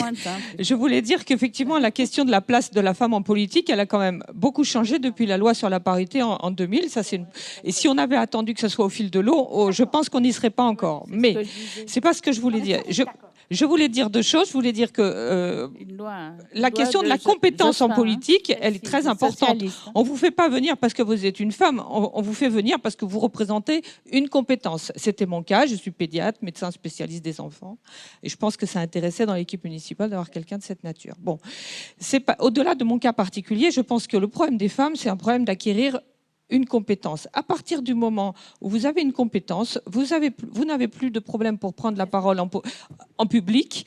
Vous prenez de l'assurance, vous vous dites, après tout, j'ai le droit de m'exprimer moi aussi. Moi, ce qui me frappe, c'est que dans les nombreux débats auxquels j'assiste, très souvent, c'est un homme qui prend la parole en premier. Les femmes ne veulent pas s'exprimer. Au bout d'un moment, on se dit, n'écoutant que mon courage, je vais prendre la parole parce que ça devient insupportable. Et voilà ce qu'on vit au quotidien. C'est pas du tout une intention de départ, d'ailleurs. C'est plutôt nous, les femmes. Et là, j'en reviens à mon deuxième truc, c'est que je voulais dire, il ne faut pas se victimiser en tant que femme. Il faut avoir le courage de s'exprimer. Il faut y aller. Et c'est pas parce que les hommes nous donnent pas la parole, c'est peut-être un peu aussi, mais c'est aussi parce que nous ne la prenons pas. Voilà, c'est ce que je voulais dire. Alors, est-ce que vous avez une question? Oui, parce que là, vous avez pris la parole. Est-ce que vous avez une question, néanmoins, pour nos débattrices? Je voulais demander à ces dames, c'est passionnant votre débat, je voulais dire que comment vous voyez la place des hommes dans cette question de l'égalité? Parce que moi, je crois que cette guerre, entre guillemets, une guerre tout à fait sympathique malgré tout pour rééquilibrer notre société, comment est-ce que vous voyez la place des hommes? Parce que je pense qu'on ne gagnera pas ce combat contre eux, mais avec eux. C'est la question Benoît de Groot. Quelle est la place des hommes donc, dans ce combat qui était à la mort de Benoît de Groot? C'était les questions sur lesquelles elle travaillait énormément. Quelle place serait celle des hommes dans ces nouveaux horizons? Je suis entièrement d'accord avec ça. C'est pas contre eux, mais c'est avec eux. Maintenant, puisque vous êtes pédiatre, que vous vous occupez des familles, vous avez dû remarquer que les hommes sont en difficulté aujourd'hui, psychique. C'est-à-dire, mais ça aussi, hein, je n'ai pas de solution. Je ne suis pas en train de dire qu'il faut faire comme ça. Enfin, je dis que dans cette société où, comme il y a eu la domination masculine tellement longtemps, ils ont beaucoup de mal, les hommes, à occuper cette place d'homme, de père, etc. etc. On le voit. Hein. Donc, il faut laisser le temps aussi au temps. Parce que, et vous le savez aussi, madame, c'est quand même les familles monoparentales, c'est les femmes seules, c'est pas les hommes seuls. Hein. Là, on peut le voir de ce côté-là. Et nous savons que c'est 80% des femmes qui demandent le divorce et qui restent seules, alors que les hommes vont retrouver beaucoup plus facilement. Donc ça, c'est quelque chose qu'on ne peut pas, on peut pas légiférer là-dessus. On peut aider les familles monoparentales, c'est des mères, on peut faire tout ce qu'on veut. Mais il y a un moment donné, on peut pas. Il faut aider, mais on ne peut pas faire contre les hommes. Alors, juste tout ça pour dire que je pense que ce changement est énorme de l'égalité. Ça prouve qu'il existe, puisque les hommes sont maintenant en grande difficulté psychique au cœur des familles, notamment sur la question de la paternité. Sandra Logier. Je suis d'accord. Je crois aussi que les hommes ont tout intérêt à une société plus égalitaire, malgré tout, et qu'ils ont, voilà, et que cela, voilà, je crois que ça aussi, ça enlève un peu de pression aussi, d'exigence sur eux. Je voulais juste ajouter quelque chose sur la capacité à prendre la parole, parce qu'en effet, c'est extrêmement intéressant de voir comment s'organise la répartition de la parole dans les groupes et comment, en effet, voilà, les hommes prennent plus facilement la parole, qu'on a toujours l'impression quand c'est une femme qui parle qu'elle parle trop, etc. Oui, il y a une étude qui montre que quand 50% de femmes et 50% d'hommes sont dans une réunion, il y a une sensation de majorité féminine. Voilà. Après, je crois qu'il faut être prudent si quand vous dites c'est facile, finalement, il suffit de le vouloir. Non, vous êtes médecin, vous avez une compétence, comme vous l'avez dit, vous avez une certaine place dans la société, vous êtes élu municipal, et c'est pas du tout la même chose pour une femme qui sera donc au plan social ou de sa place politique complètement différente. Et là, la capacité à trouver sa voie, X avec un X, sera bien inférieure. Et je crois que beaucoup de femmes, et je crois que c'est ça aussi les différentes étapes du féminisme, il faut aussi vraiment se rendre compte des inégalités entre femmes. Et ça, je crois que c'est un peu quelque chose qui est un nom d'une partie, un refoulé, un non-dit du féminisme. Le fait, par exemple, c'est pour ça que je m'étais intéressée à l'éthique du care, c'est-à-dire des personnes qui travaillent au service d'autres femmes pour leur permettre donc justement d'avoir une vie politique, d'avoir une vie professionnelle. Et en réalité, on est quand même dans un monde où toute une catégorie de femmes est en situation d'infériorité par rapport à d'autres femmes. Et je crois qu'il faut pas l'oublier, en fait, quand on dit « Oh, c'est facile, il suffit de prendre la parole ». Non, beaucoup de femmes ne peuvent pas. En tout cas, surtout que c'est pas facile de toute façon. Je suis tout à fait d'accord. Est-ce qu'il n'y a pas aussi, Sandra Logier et Elisabeth Rodinesco, par rapport à la question qui a été soulevée dans le public, c'était donc sur la place des hommes dans cette histoire, la redéfinition aussi de ce que l'on met derrière le concept d'homme. Et on voit bien, et on l'a évoqué avec les études de genre, que ce que certains décrivent comme le virilisme ou le masculinisme, ou en tout cas on va dire la conception exacerbée d'une virilité, c'est vécu par une partie des hommes évidemment comme une violence, et c'est aussi un des horizons, en tout cas du féminisme, qui permet de faire cause commune entre hommes et femmes, c'est-à-dire ce moment où on redéfinit les attendus du masculin et les attendus du féminin. Elisabeth Rodinesco. Je vais peut-être faire rire un peu. Oui, mais je pense que c'est un débat qui nécessite un peu d'humour, qui manque un peu dans le féminisme. J'ai été élevée dans une famille où les femmes dominaient les hommes à un point tel. Ma tante s'appelle Louise Weiss. Ma mère était la deuxième médecin des hôpitaux en France. Je veux dire, c'était fait. Bon. Alors après, la question, elle peut aussi se poser comme ça à titre individuel. Moi, j'ai été élevée comme un homme. Par une femme et par un père, un beau-père, etc. Donc, comme un cas particulier à l'école. Enfant de parents divorcés, enfant d'une mère qui avait un exercice de pouvoir, médecin des hôpitaux, chef de service, où on me disait mais qui t'élève puisqu'elle part à 8h du matin. Bon, un père qui avait l'âge de mon grand gamin, un beau-père, ceci, cela. Et donc, ma mère était une pute, on le disait à l'école, dans mon enfance. Bien. C'est le coup de poing. C'était le coup de poing. Je m'amusais pas dans mon enfance à me plaindre. J'allais pas me plaindre. Et si je me plaignais, ma mère me dit débrouille-toi. Bon. Donc la question aussi. Alors d'accord, j'ai été virée. C'était une époque où j'ai été virée de l'école parce que c'était le coup de poing.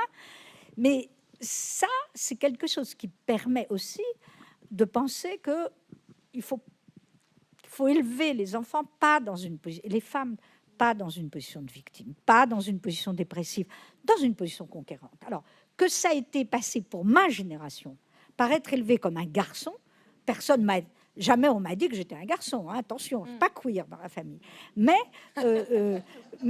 comme un garçon. Et je vous rappelle quand même, par rapport à ne serait-ce qu'il y a 50 ans, est-ce que vous vous rendez compte que moi, quand j'étais à l'école, on n'avait pas le droit de porter de pantalon? Bon, on m'a envoyé, je suis un pur produit de l'école républicaine, j'ai quitté l'école républicaine pour pouvoir porter un pantalon dans une école privée, hein, voilà, non catholique. Il y avait ça, c'était absolument terrible, il n'y avait pas la mixité. Alors, je trouve qu'il y a eu un extraordinaire progrès. Autrement dit, pour moi, pour me défendre, il fallait que je sois un garçon. Et je l'ai été. J'ai été élevée comme un garçon. Mais j'avais déjà dans ma famille ce qu'il fallait pour. Donc ensuite, la réflexion a été pour moi, dans une vie personnelle, comment ne pas humilier les hommes. Qu'est-ce que je vais faire avec ça? Il faut que je trouve des hommes qui ne vont pas se sentir humiliés, parce que j'ai eu de la chance que...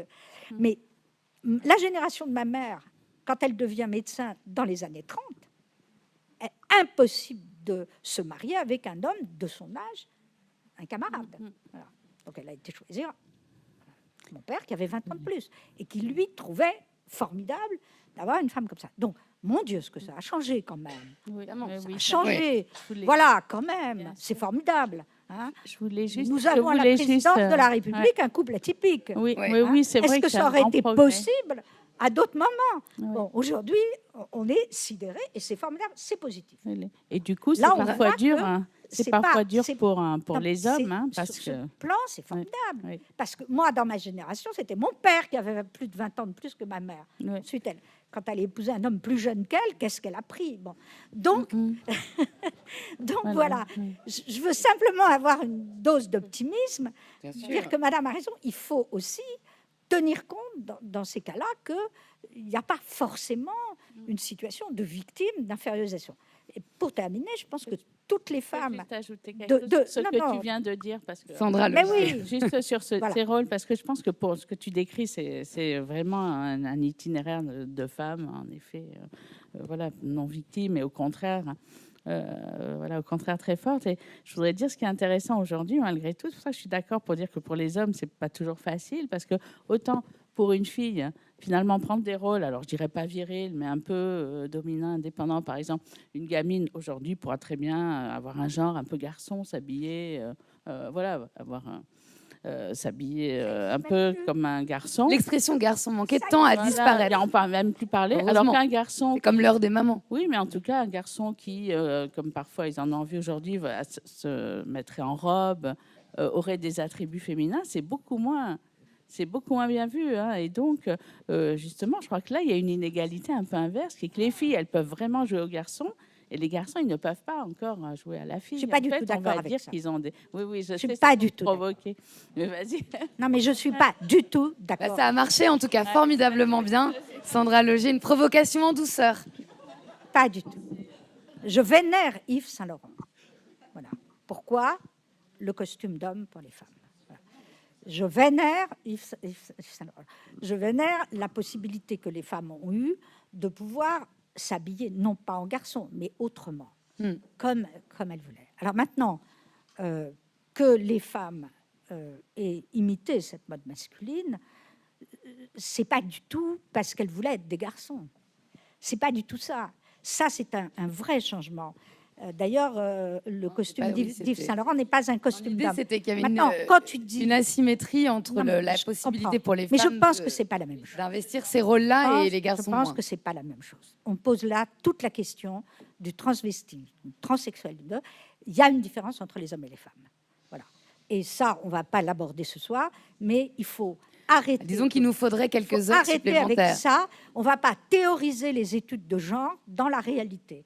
C'est ça ce que On je l'a veux dire. évoqué un petit peu plus C'est tôt. hein, d'autres cette- choses. cette- Étudier. cet On ne peut pas excès. poser une question comme ça, que c'est pas la même chose. Les hommes, eux, ils veulent pas s'habiller en femme, alors que les femmes s'habillent en homme. Mais nous nous habillons pas en homme. Nous nous habillons en femme avec des pantalons. C'est pas pour devenir des hommes. C'est pour avoir. Alors ça, c'est une... Mais donc, voilà. pour- Donc il y a une mais- autre question qui mais s'ouvre, qui est celle de qu'ils la... le fassent. de Qu'ils le fassent l'identité, simplement. Ils le font d'ailleurs. Voilà. Ils le font. Mais le Le- problème, c'est pas un problème d'inégalité. D'accord. Ils le D'accord. font, ça s'appelle des travestis. Moi, je vous Donc, propose... voilà. Je pense que là, on va ouvrir un sujet qui est celui de la transidentité qui nous prend beaucoup plus de temps. Voilà, et des questions du public. Voilà, Damien a une question d'une jeune femme à côté de vous. Voilà, il y a une autre question devant. Si vous voulez, on fait une série, on en fait 3 et puis ça nous permettra de. Mais oui, c'est la liberté des femmes. Bonjour. c'est un débat, je crois. qui intéresse Bonjour. les gens quand même. Alors, pour une meilleure liberté et égalité de genre, finalement, dans cet objectif-là, quelle est la place laissée à la justice sociale, donc la mixité aussi au sein des écoles, hein, notamment, du milieu scolaire et universitaire. Quelle est la place que vous entendez Quelle est la place Quelle pour est la place justice laissée sociale voilà, laissée à la justice sociale, à la mixité et aussi à la considération humaine, en fait, donc par la résilience, à la résilience. Parler de la mixité sociale, raciale ou de la mixité homme-femme, c'est ça que je ne savais pas.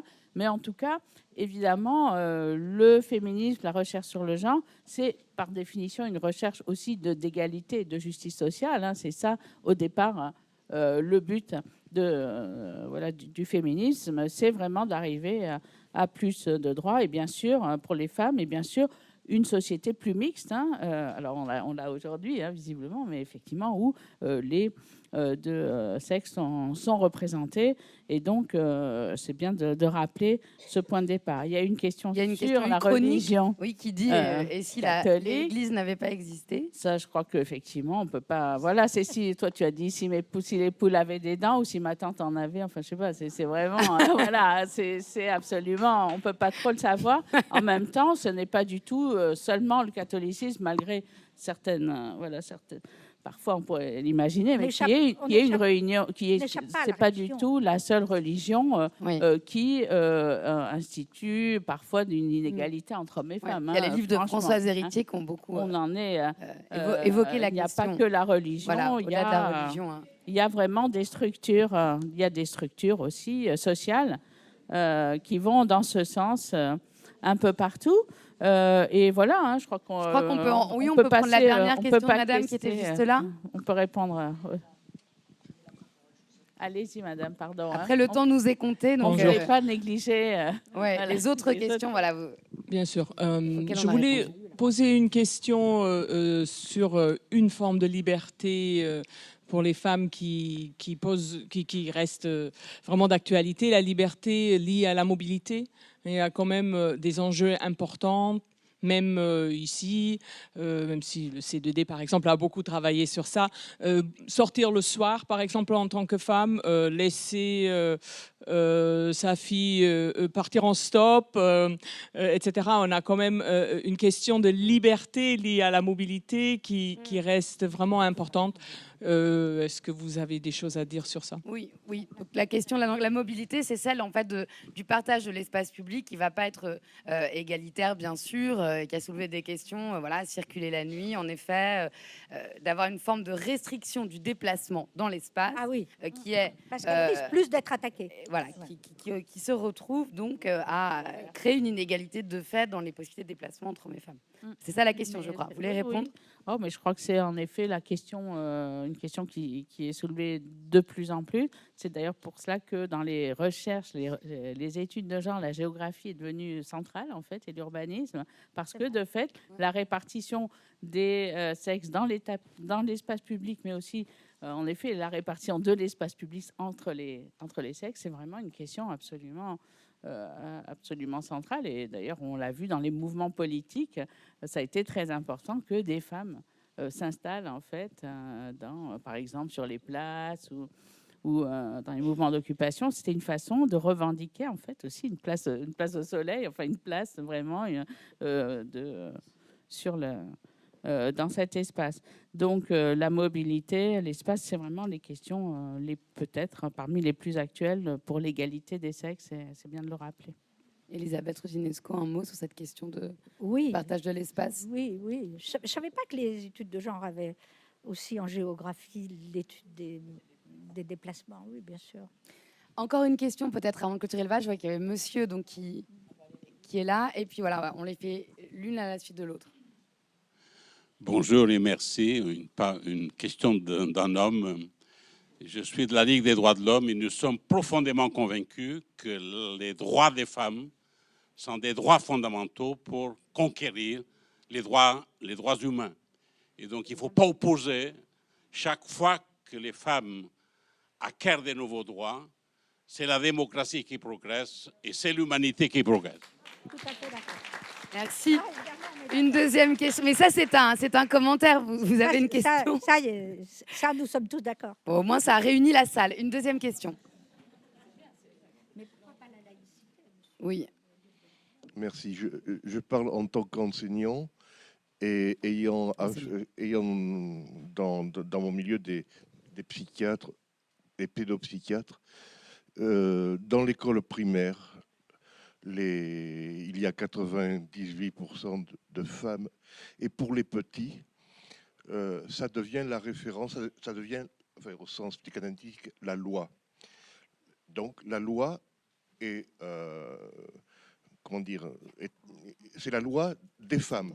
Dans l'école primaire, même maternelle et primaire, la référence de l'enfant, c'est la maîtresse. Oui. Et la maîtresse, c'est elle qui incarne la loi. Et donc et il y a énormément, ce que vous disiez un petit peu, il y a énormément de petits garçons qui sont dans un grand malaise à l'école primaire. Et chez les pédopsychiatres, il y a énormément de petits garçons. Madame. Ah, c'est pour Elisabeth Rodinesco, je pense. Et une dernière question. Écoutez, alors, on la prend en note. On la prend en note et puis on répondra à tout à la fin. C'est intéressant ce que vous dites parce que quand il n'y avait pas...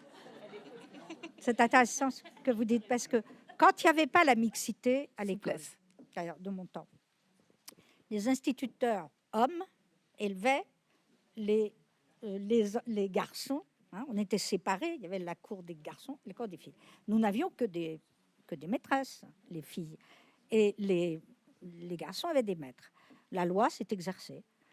Aujourd'hui, là, c'est d'une importance capitale. Ce que vous avez à répondre dans ce cas-là, c'est que l'ordre symbolique, l'ordre de la loi, et au sens psychanalytique et dans un autre sens, peut être exercé par n'importe quelle personne. Et que là, la différence des sexes ne joue pas. Autrement dit, ben non. Et c'est ça qu'il faut apprendre. Autrement dit, c'est ça la vraie égalité. Et c'est là où la psychanalyse a fait tant d'erreurs, c'est d'imaginer que la fonction symbolique, hein, on va le dire comme ça, ne pouvait pas être exercée par une femme comme par un homme. Et vous savez très bien qu'aujourd'hui, dans les couples homosexuels, femmes ou hommes, il y a toujours pour les enfants, ils n'identifient pas le couple de parents en fonction de la division sexuelle. La preuve, c'est qu'ils en appellent un tata et l'autre maman, ou tonton et papa. Donc ça, voilà, ça c'est prouvé par l'expérience. Autrement dit, je réponds à votre question, en tant que pédopsychiatre, si ces petits garçons ont des problèmes parce que, au fond, il y a plus d'institutrices que d'instituteurs, c'est ça que vous posez comme question. Non, mais c'est pas le problème n'est pas là. C'est de la fonction symbolique. C'est la fonction symbolique. C'est-à-dire que vous parlez d'école primaire dans lequel aujourd'hui il y a la mixité des garçons et des filles. Est-ce que oui, et alors, je pense. Ouais. Et alors, quand on occupe une position d'enseignant, elle n'est pas sexuée. Elle n'est jamais sexuée, au sens où vous le dites. Bon. Autrement dit, c'est l'autorité. Elle peut être exercée de la même façon. Mais si, parce que c'est l'autorité du savoir. Voilà. Voilà. Je pense qu'Elisabeth vous a répondu. Vous avez à travailler cette question avec les enfants. Il n'y a donc pas de distinction de genre dans l'exercice de la fonction symbolique. Bah, évidemment. Dernière question. Bonjour, vous avez parlé du genre des filles, des garçons, mais vous n'avez jamais défini en fait qu'est-ce que c'est que le genre. Et donc j'aimerais savoir, dans une vision scientifique, qu'est-ce qu'on considère comme le genre. Peut-être vous n'avez pas la même définition, donc chacune, allez-y. Quelle est la définition du genre, ce que l'on entend par le genre? Alors, je crois qu'on l'a dit, mais on veut bien on peut le redire. En fait, il y a une différence donc biologique, hein, même si elle n'est pas absolument nette dans certains cas. Hein, c'est vrai, hein, parce qu'il y a des enfants qui sont hermaphrodites, indéterminés, et des gens qui changent de sexe aussi. Donc, mais il y a quand même une différence. Hein, même une fois qu'on a changé de sexe, on est quand même homme ou femme. Donc, bon, je ne lance pas Elisabeth là-dessus. Parce que... Ah non, il n'y a pas de troisième sexe. Il n'y a pas de troisième sexe. En tout cas, il y a deux sexes biologiques. Pour certains plus, mais globalement deux. Et ce que le genre, en fait, étudie, ce qu'on appelle le genre, c'est le fait que cette différence biologique renvoie aussi à des différences culturelles, sociales, économiques qui sont extrêmement importantes et qui n'ont pas toutes lieu d'être. Donc, c'est un concept politique. Pour être voilà. De construction politique. Elisabeth, vous êtes d'accord? Oui, entièrement. Mais c'est un concept, ça va au-delà du politique. C'est un concept anthropologique. C'est-à-dire, il y a toujours eu dans toute l'histoire de l'humanité, je vous renvoie, si vous voulez le lire, au livre remarquable de Thomas Lacker, L'histoire du genre en Occident. C'est-à-dire qu'il y a toujours eu deux plans, une construction sociale ou psychologique, hein, ça c'est ce qu'on appelle genre, et puis une différence anatomique qui est incontournable. Elle est incontournable, il n'y a pas de troisième siècle. Alors, à des époques, on a privilégié le genre, c'est-à-dire la construction sociale, et à d'autres moments, on a privilégié la différence biologique. Autrement dit, au XIXe siècle est née l'idée de privilégier la différence biologique. Ce n'était pas le cas, forcément, au XVIIIe siècle. Voilà. Donc, ces deux visions de la différence entre les hommes et les femmes. Voilà. Je crois que, d'où le fait que je réinsiste auprès de monsieur, la position dominante peut être parfaitement occupée par n'importe quel sexe. Ce n'est pas la même chose. D'ailleurs, c'est ce que Freud disait. Freud, au fond, disait la femme est aussi phallique que l'homme, et ce n'est pas le problème. Voilà. Il faut essayer de penser ça abstraitement. Là où je n'étais pas d'accord, c'est de le faire passer dans la vie courante. Voilà. C'est quelque chose qu'il faut réfléchir abstraitement. C'est une vue de l'esprit. Oui, non, c'est un outil de pensée. Voilà. Moi, je pense on ne peut pas penser peut pas... uniquement avec une réalité qui s'offre à vous. Si on ne peut pas faire passer ces idées dans la vie courante, c'est pas la peine d'avoir des idées. Non, mais c'est pas comme ça. Alors là, j'ai l'impression qu'on repart au début du débat. Non. C'est un jour sans fin. Je répète, le concept de chien n'aborde Alors, pas. il est 14h30. Nous démarrons cette discussion autour, évidemment, de cette notion de l'application codifiée des études de genre dans la vie quotidienne, avec certains excès, donc, qui sont désignés par Elisabeth Roudinesco, mais que Sandra Logier pense absolument pas dramatique, en tout cas en l'état actuel des choses. C'est votre position, on va dire, divergente, mais il y avait un socle, je pense, commun. Je vous remercie énormément toutes les deux. Je remercie à la salle d'avoir été si attentive et combative. Merci. Alors, je le dis, il y a également les ouvrages de Sandra Logier et d'Elisabeth Roudinesco qui sont là, notamment le dictionnaire amoureux de la psychanalyse. On va pouvoir discuter informellement et peut-être prolonger ces échanges qui avaient l'air d'être désirés, en tout cas, dans la salle. Voilà, pendant quelques minutes, un petit quart d'heure. Donc, merci à toutes et à tous.